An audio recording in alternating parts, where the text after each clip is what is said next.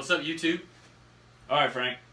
What's your question? All right, so today, guys, we got a really good topic here for our master. Not exactly a master, but I'll take it. All right, so it's a relational topic about. We got two. We got some really good topics here. The first one we're going to start off on is spiritual forces, and everyone always thinks of like forces of nature. We always think of we're very limited. We're very narrow-minded. We only think of like gravity, and like instinct, stuff like that. I don't know what other nature. The need to survive. Instinct is kind of related to that.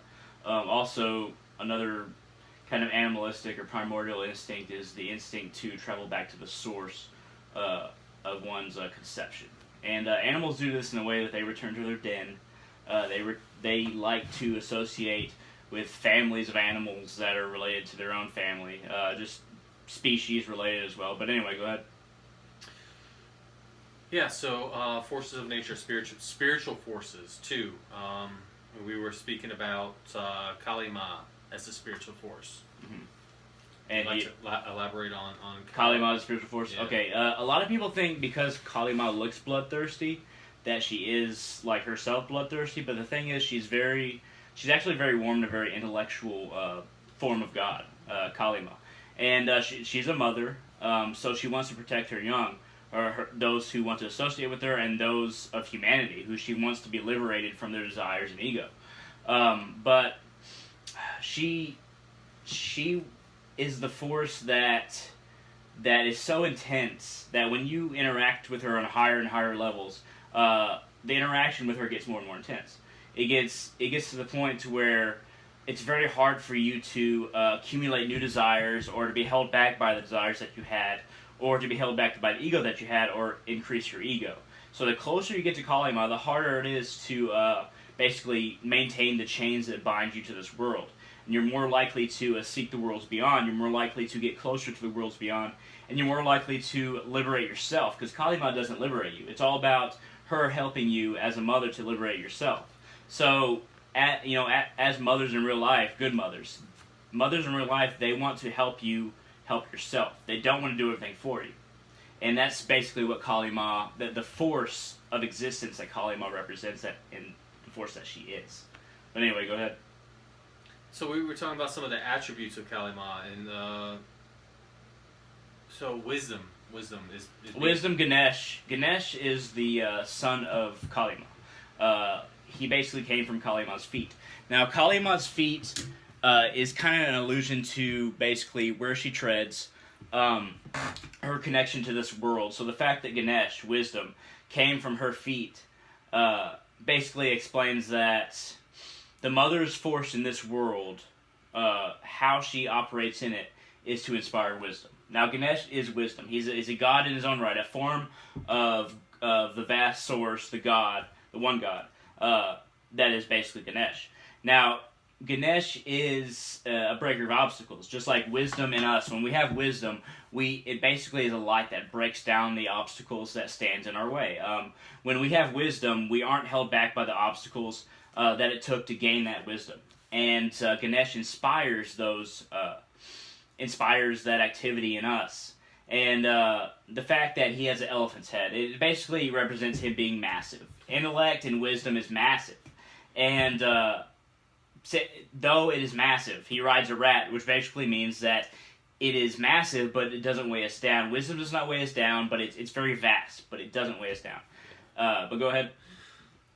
So it's really interesting because I was explaining to you earlier about like how Kali Ma, that I actually knew Kali Ma without even doing any research or anything. I actually knew like inherently. Yeah, inherently. Yeah.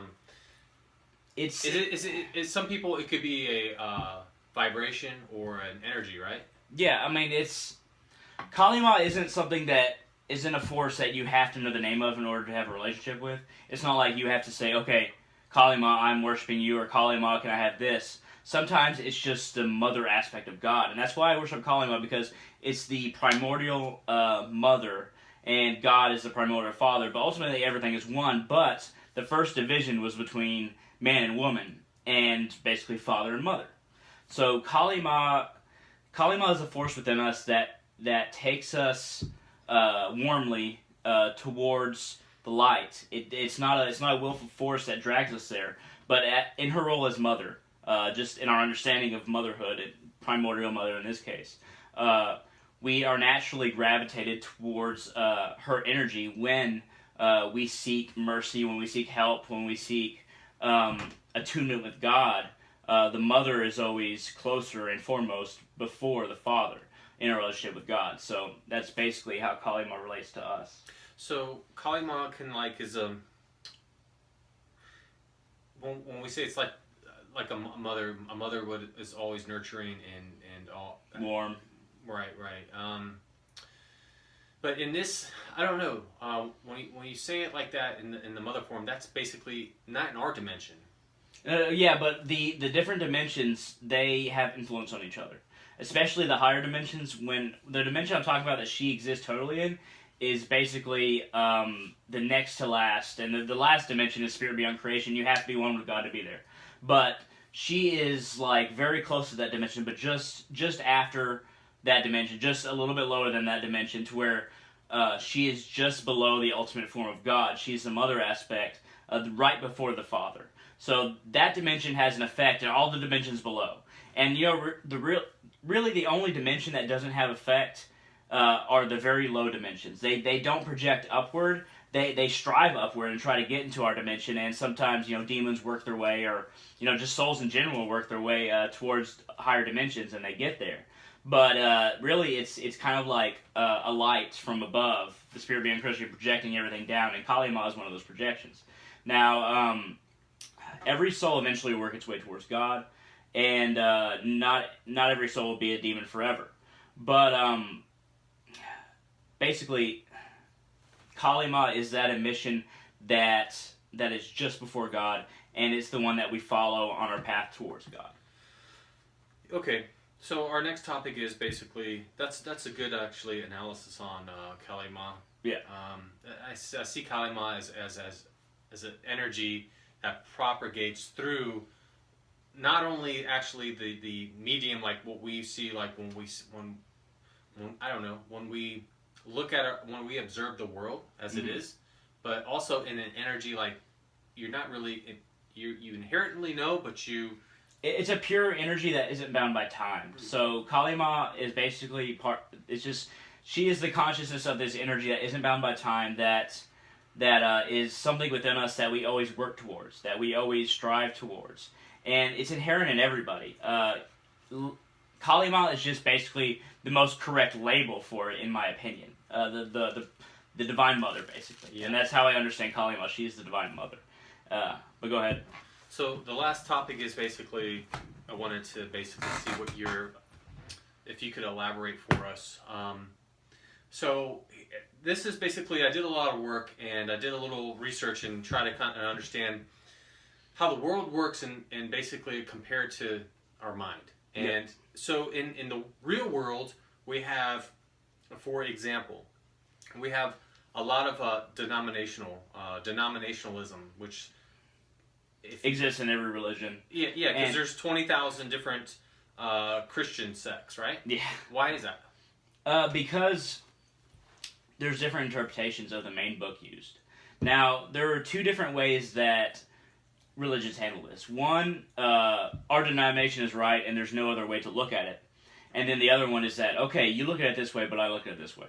Now, it's varied in Christianity, because some denominations of Christianity say, okay, they see it that way, but we kind of see it this way. And then other denominations of Christianity are like, our way is the only way. Right. Yeah. But just the same in Hinduism. But Hinduism is a little bit more open and say, okay, you look at it this way, but we look at it this way. So it's just we're all trying to understand God, but the more fundamentalist you get of saying that your way is the only right way, the more extreme and violent and hateful you usually are. Right. So, okay. so there's some extreme examples in every religion. That's what I wanted to ask you about. Yeah. Okay, so what you just said is that the more we try to isolate religion to being, I'm more correct than you are. But then again, on the other side of the fence, why why is there such a power? Not a power. Why is there such an energy to seek To be separate, to seek unity of the mind?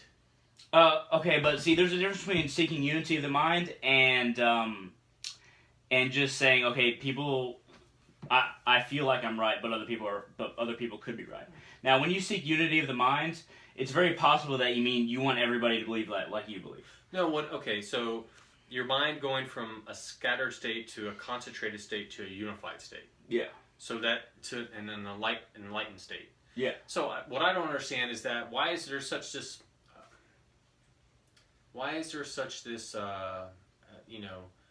wanting to unify the mind, but not to want to unify the different sects of religion? Because they're basically the same thing, but just there's different degrees of this. The people that want to, believe like they believe and say, okay, other people just look at it through a different way, and that's okay. Those are people that are basically closer to the compassionate side of God. People who are more towards the wrathful side of God in any religion are going to say, okay, there's only one way to look at it, and if you don't look at it this way, then either you're going to go to hell or you're not part of what is good. Okay. So, really, it's really about degrees of willingness to listen to other people, to recognize that they just see God through a different light. Right, but doesn't God speak through us through, like, He channels? He does, but the thing is, there's different interpretations for even people that are good channels. So, like, let's say Moses or Jesus, good channels, right? There's different interpretations of what they said, because people, they want to believe, let's just say the fundamentalists are extreme, they want to believe that their interpretation is right, and they don't want to consider the fact that they could be wrong in whatever religion. Doesn't matter. And when you're open to the idea that you could be wrong, or just think that other people understand God a little differently, then you're less likely to focus on the separation that exists in so many different religions. But anyway, go ahead. Yeah, I don't know. I just. What would be a follow-up question to that? Well, I just don't understand why there's a different weighting. Yeah, there's different weighting as far as that. If someone wants to unify the mind, become enlightened, how would that enlightenment be different than between you, like on an individual basis? Once you're enlightened, it's the pure state of form. Yes. So how getting there is where people rely a lot on human perception. Now, human perception can be wrong in our understanding and our choices, and a lot of it's influenced by what our parents believe, about what society believes, what our friends believe, and a lot of people don't want to consider the idea that they might be wrong. So they think that this perception that they have, that's influenced by so many other things, there's so many filters on this perception, is the only way, and they're completely unwilling to listen to other ways because.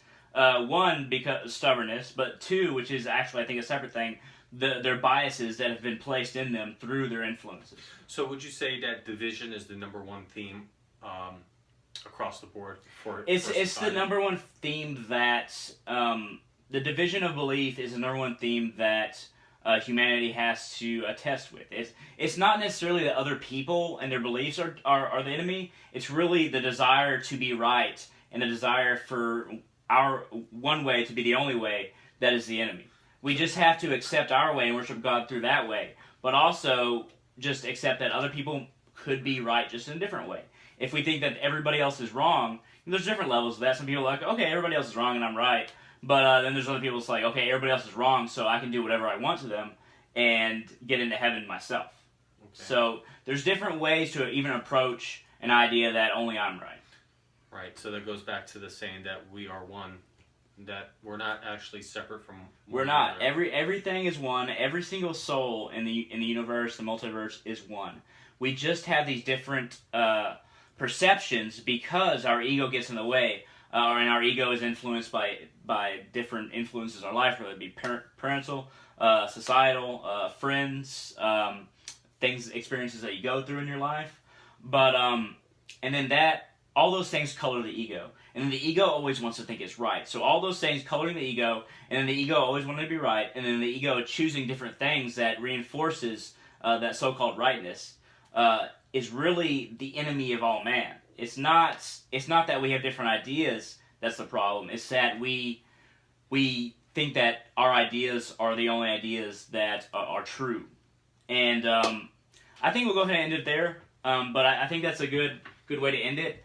Also, And it was a good. yeah, good no, session. that's I had a good that was a good reception. I think. Did it answer a lot of questions? Okay, good. I think that. So what I'm starting to see is that I think that a lot of us are biased to not accepting another viewpoint. Yeah. When we always think that our viewpoint is the correct one, And nobody else is. right? Because I think and I want to mention just to let everyone know that I think that for a while that I had this viewpoint that I was right and nobody else was, and sometimes I had the same viewpoint, to be honest. right. But the more that I'm actually willing to embrace Other someone people's- else's viewpoint, the more enlightened that I feel like I'm starting to become. Even though that goes against, and I know maybe some of you maybe are Christian or another religion, Muslim or Hindu, for example. Buddhist. I mean, any literal interpretation, it might go against it by a lot of people's viewpoint. Right. But the more that I'm willing to let go of my viewpoints, the more I feel that I'm becoming enlightened. You still have your traditions to where like for example, there's certain things that you don't do. You're supposed to maintain the different sins in every religion, and like not doing those sins. Right. Yeah. But like it's the same for me, dude. When I'm open to different people's ideas, I find that I'm willing to consider more and understand God on deeper levels. But I'm always changing as well. It's not just like I'm not changing either. I'm always changing, and I feel like everybody willing to be open to other people's viewpoints will help us as a species, as humanity. And whether you just see us as a species or basically the only sentient under God, it doesn't really matter. It's about trying to see how other sentient beings, other human beings believe, and just being open to listening to them. Right. And I think that's the point, right? That's it. And hey, I just want to mention one last thing. Subscribe to the channel. Give a thumbs up if you like the video. We got some really great videos, some good lessons, some in-depth lessons on different aspects of spirituality. So I definitely recommend you guys watch some of the videos, and maybe you might learn something. There we go. Hey, thank you very much for watching, and y'all have a great day.